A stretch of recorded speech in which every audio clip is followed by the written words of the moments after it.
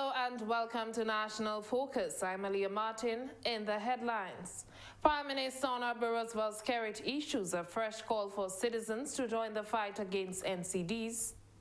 Heads of CARICOM calls on the U.S. to remove Venezuela and Cuba under strict sanctions. And Windward Island Games to make its return after a 2-year absence. The details of the headline stories and more coming up.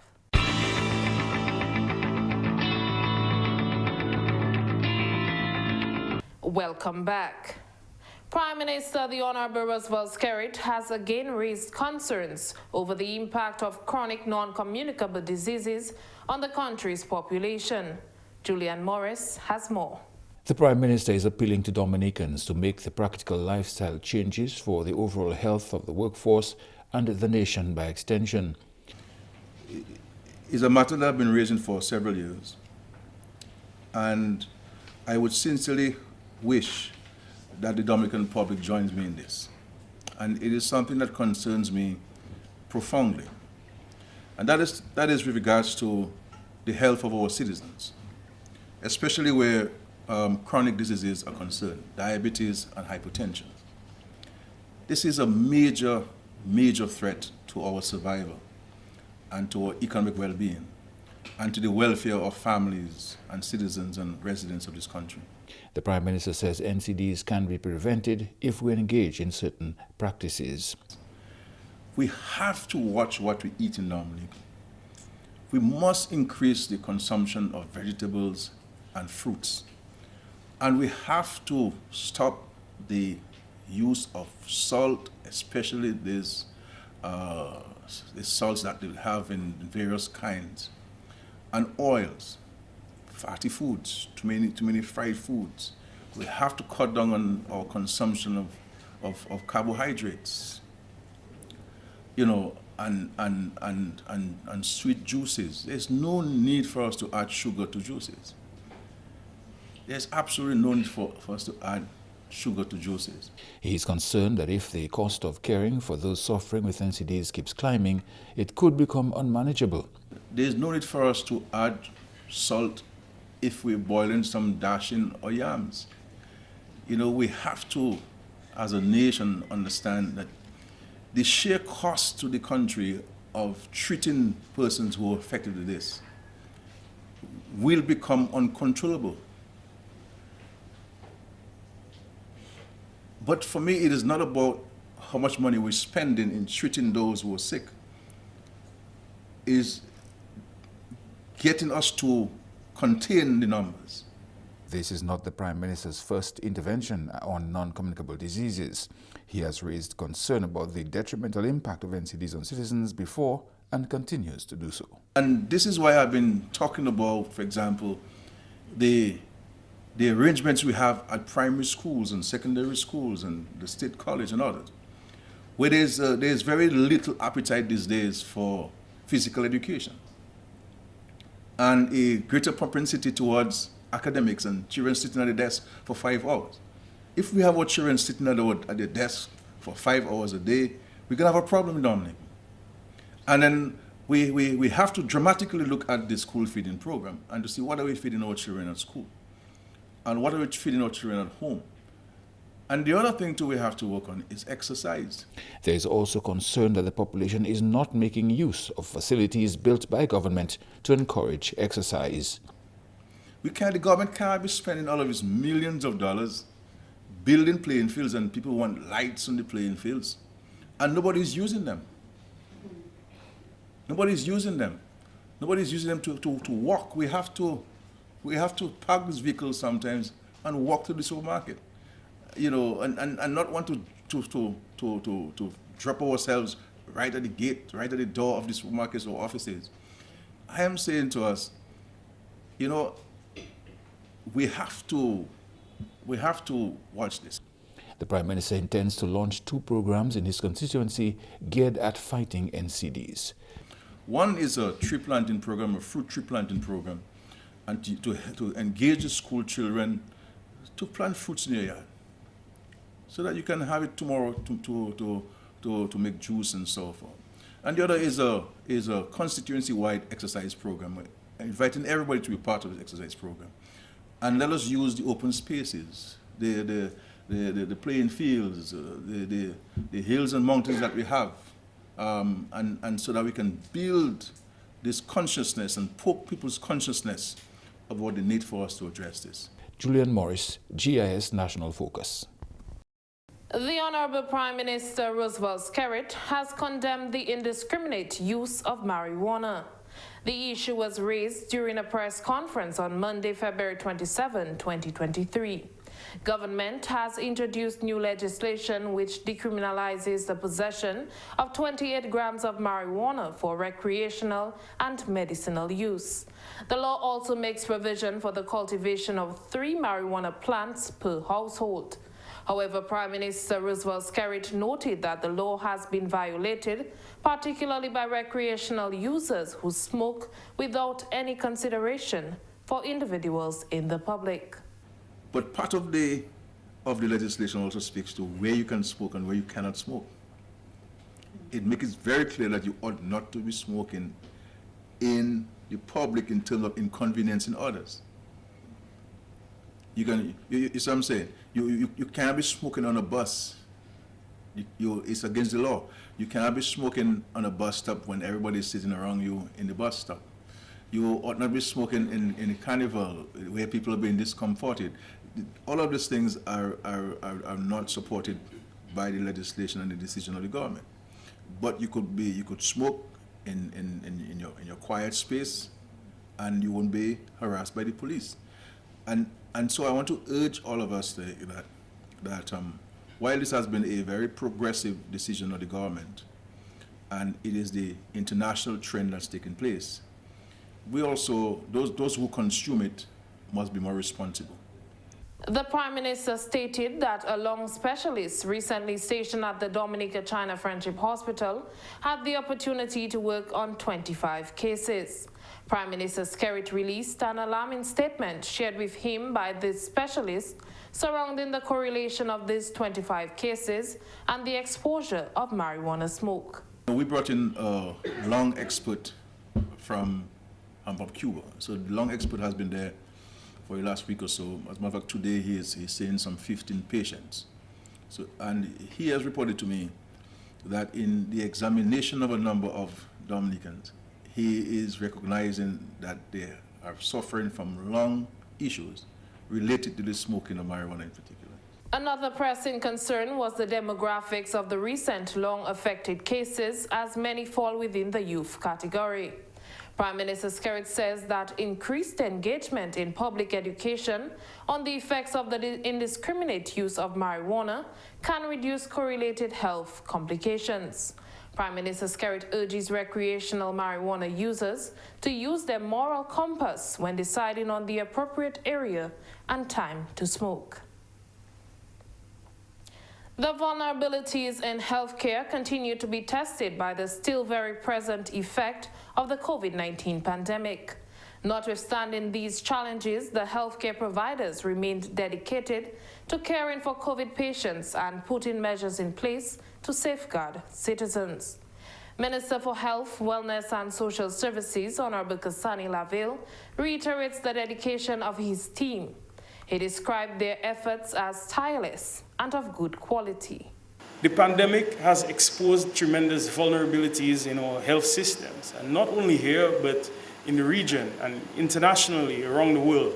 And this has certainly highlighted the urgency for improved systems and processes to contain, mitigate, manage the various health risks of this nature.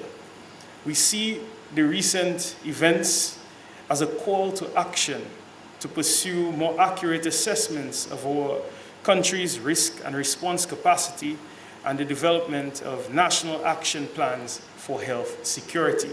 The OECS regional project, established in August 2019, believes a regional approach is needed as limited fiscal capacity and vulnerability to economic and climate-related shocks has yielded limited success in adequately preparing for public health emergencies.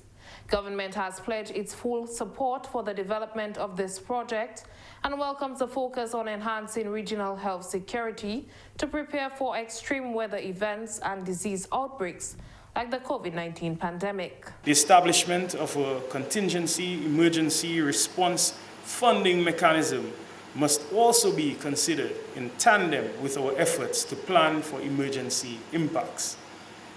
And I say this not merely as someone who understands some of our challenges, but I say this also to pledge my commitment to action these ideas in my tenure as Minister for Health. Right now, we are in the process of tweaking and finalizing our health strategy. And we're doing this with the support of PAHO and various other organizations who have put themselves forward to assist us with this much-needed strategy. And I'm assured that everyone here will agree that the health strategy for Dominica cannot be completed if we do not seriously consider emergency response. A number of regional partners continue to rally behind the Ministry of Health to improve delivery and public health emergency management. We have had support of our regional and international partners, including PAHO, CAFA, and the World Bank, among others, to return the health and environmental services to full operation. And we are definitely grateful for that. But the experiences have increased our awareness as a system of the need to build local capacity so that we're able to provide immediate relief when the needs arise. The Ministry of Health, Wellness and New Health Investment has successfully concluded a two-day training aimed to improve participants' awareness capacities for public health emergencies. The Emergency Management Response Training Mission got underway at the State House Conference Room on Monday, February 27. This training formed part of the ministry's effort to increase various elements of emergency preparedness. The World Bank has also lent their support to this training as the mission forms part of the OECS Regional Health Project. Senior consultant in emergency management for the World Bank is Mr. Ian Rufus. The ministry had done a considerable amount of work in developing a multi-hazard plan for their health systems. They've also developed a concept of operation.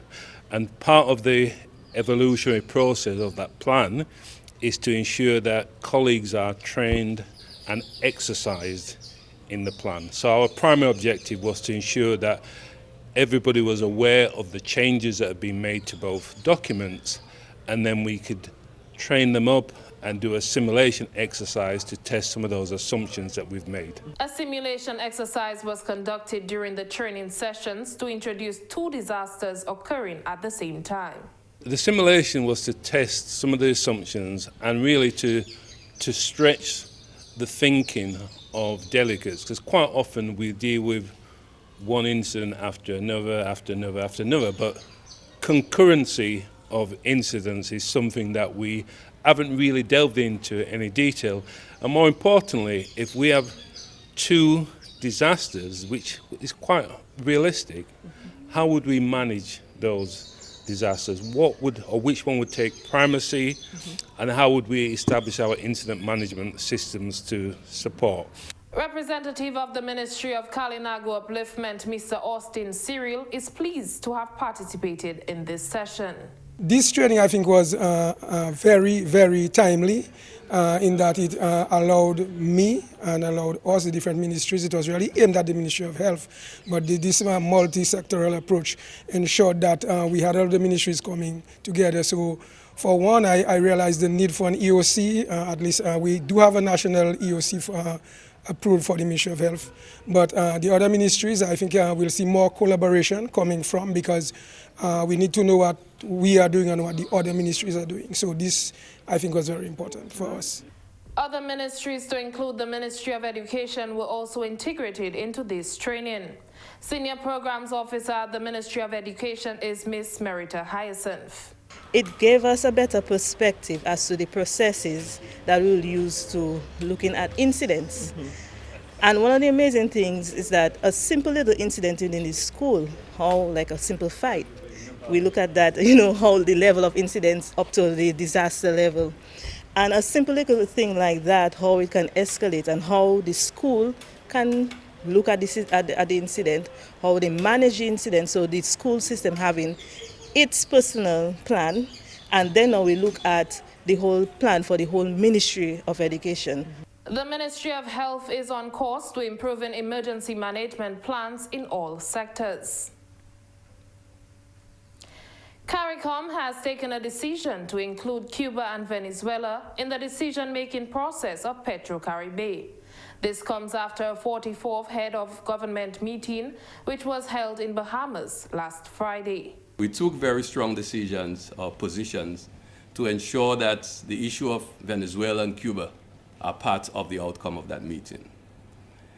Venezuela played a very, very, very important role to our own development and through our energy and for our energy security with the development of PetroCaribe. So the PetroCaribe agreement provided us with fiscal space that we could use for social programs, financing of activities in our communities, but also ensuring that we always have a ready supply of fuel. That has been affected since the U.S. placed sanctions on Venezuela.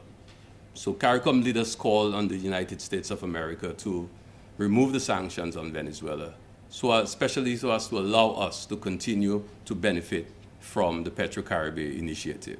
Dr. Henderson says a call was also made to the United States to remove Venezuela and Cuba under the existing sanctions. And aligned with that was also the decision to again reiterate our call to the United States to remove the sanctions, the unjust unilateral sanctions placed on the Republic of Cuba. So we were able to highlight those, and those became part of the final communique of CARICOM, where all member states have agreed that we will once again express those views. You're watching National Focus. More when we return.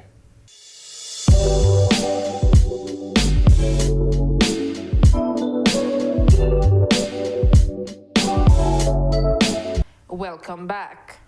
As Dominica continues on a path to becoming the first climate-resilient nation in the world, Minister for Foreign Affairs, International Business, Trade and Energy, Honorable Dr. Vince Henderson, says a new initiative known as the Bridgetown Initiative will propel Dominica towards achieving this goal. The Bridgetown Initiative was born out of a concept developed by the Barbados Prime Minister, in which all CARICOM participated, to help us to build for us the resilience that we need, the fiscal resilience, to fight the impact of climate change and the exogenous shocks that fall upon us by global and international action. The war in Ukraine, for example. And that initiative is seeking to sort of reshape the institutions, the financial institutions like the World Bank and the IMF, to ensure that our governments can be given the breathing space, the fiscal space, as it were, to ensure that we can provide development assistance to our people, we can embark on strong social programs while we build resilience against the impact of climate change, with those international institutions coming to better understanding of our realities. So it is an initiative that will help us to ensure that, like Dominica's goal of building climate resilience, the rest of the Caribbean can embark on a similar program, but with the assistance of those institutions by reforming them. Dr. Henderson says CARICOM plays an integral role in ensuring small island developing states receive benefits after the passage of a natural disaster. CARICOM played a very important role in the last conference, where we saw some benefits to small island developing states. With the leadership of Antigua and Barbuda, we were able to get an agreement on what is referred to as loss and damage. That is to say, what happens to us when we're hit by hurricanes. And the international community has agreed for the first time, after 27 meetings, they've agreed that now they will create a special facility that will go to our small island developing states.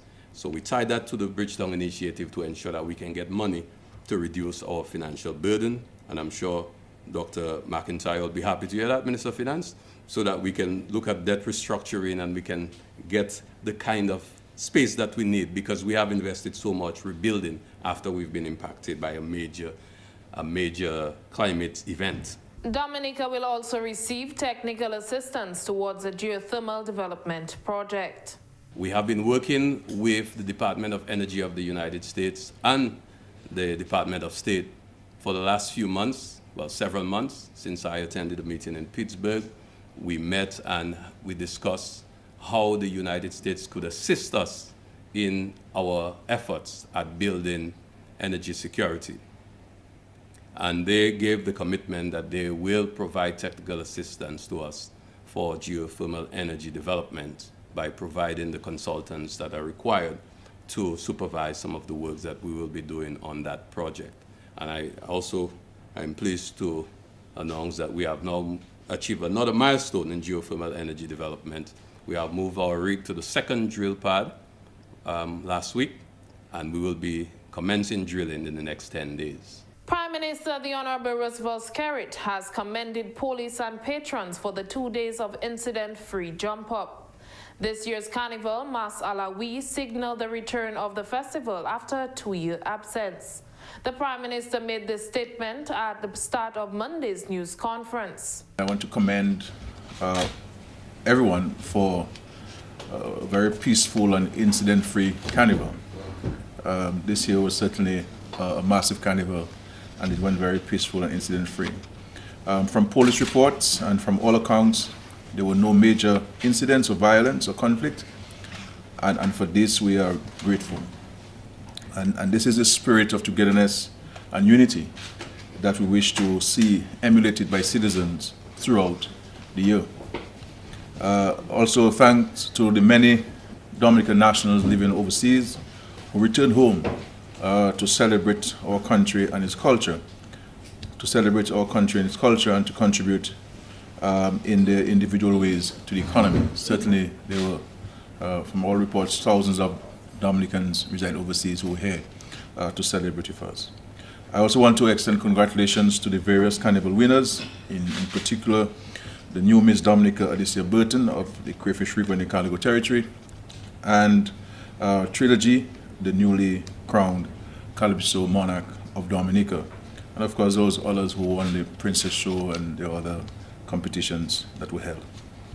But I want to give special recognition to the Acting Chief of Police, Mr. Corbett, and the rank and file of the Police Force of Dominica for their proactive and engaging efforts throughout the Carnival season, and especially on the 2 days of street jump-up. Many times we chastise the police for not doing this or not doing that, but I think when they have done well and they've provided the kind of support that's needed, we all should commend them and recognize their efforts, and I really want to commend the police for their tremendous efforts.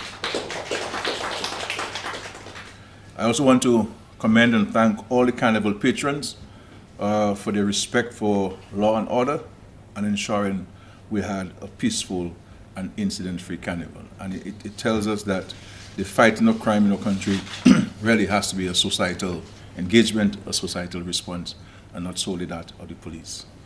With the 2023 Carnival season officially closed, many have deemed the return of the season a success after its 2-year absence.